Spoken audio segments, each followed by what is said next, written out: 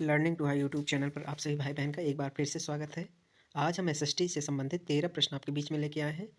आइए शुरू करते हैं। हमारा पहला प्रश्न है, प्राचीन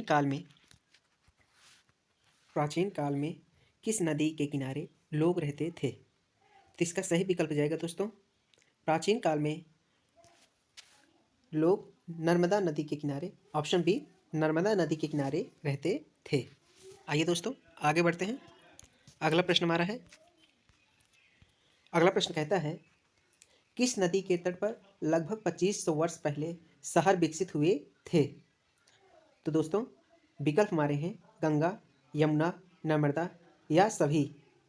तो दोस्तों कह सकते हो 2500 वर्ष पहले गंगा नदी के किनारे शहर विकसित हुए थे। Option A is right answer. आइए आगे बढ़ते हैं। अगला प्रश्न हमारा है, तीसरा प्रश्न कहता है, गंगा के किनारे कौन सा शहर स्थापित किया गया था?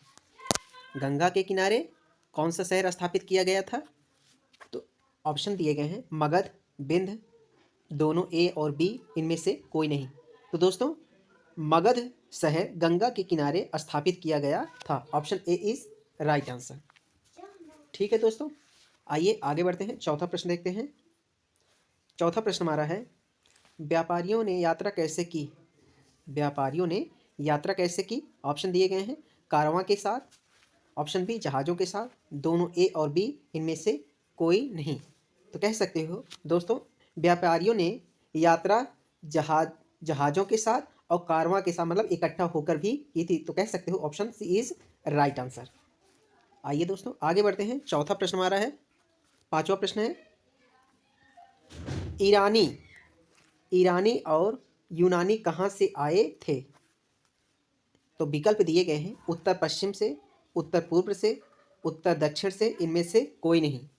तो दोस्तों कह सकते हो उत्तर पश्चिम से ईरानी आए थे। Option A is right answer.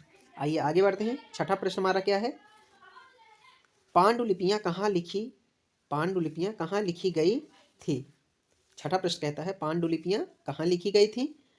तो विकल्प हमारे हैं ताड़ के पत्ते पर, पीपल के पत्ते पर, केले के पत्ते पर, तुलसी के पत्ते पर। तो दोस्तों कह सकते हो पांडुलिपियां ताड़ के पत्ते पर लिखी गई थी। Option A is right answer. आइए आगे बढ़ते हैं। सातवां प्रश्न हमारा है, पांडुलिपियां क्या कहता है, पांडुलिपियां कहाँ सुरक्षित थी? तो पांडुलिपियां कहाँ सुरक्षित थी? विकल्प दिए गए हैं मंदिरों और मठों में, संग्रहालयों में, या ए और बी, इनमें से कोई नहीं। तो दोस्तों कह सकते हो पांडुलिपियां मंदिरों और मठों में और संग्रहालयों में, दोनों में सुरक्षित थी। Option C is right answer. आइए आगे बढ़ते हैं। आठवां प्रश्न हमारा है, आठवां प्रश्न कहता है इतिहासकार कौन थे?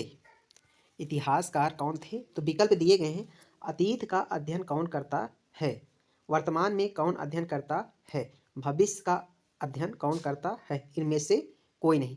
तो दोस्तों कह सकते हो अतीत का अध्ययन करने वाले को इतिहासकार कहते हैं। Option A is right answer. आइए आगे बढ़ते हैं। अगला प्रश्न हमारा नौवां क्या कहता है, नौवां प्रश्न हमारा कहता है अंडमान द्वीप के लोगों को उनका भोजन कैसे मिला? तो विकल्प दिए गए हैं, विकल्प हमारे मछली पकड़ने से के द्वारा। तो कह सकते हो दोस्तों इन सभी के द्वारा, मछली पकड़ने से, शिकार द्वारा, वन उत्पादों को इकट्ठा करके, सभी के माध्यम से अपना भोजन प्राप्त करते थे। Option D is right answer. आइए आगे बढ़ते हैं।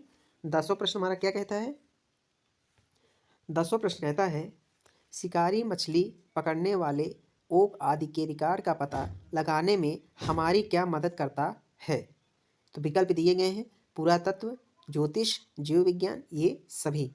तो दोस्तों कह सकते हो option A is right answer, पुरातत्व। Option A is right answer.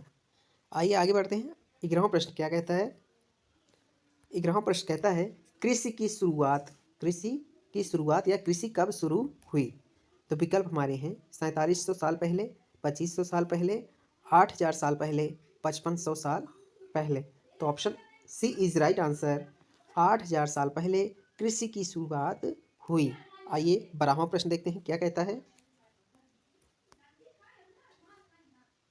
12वां प्रश्न कहता है प्राचीन सिक्के किन तरीकों से अलग अलग हैं जिनका हम उपयोग करते हैं।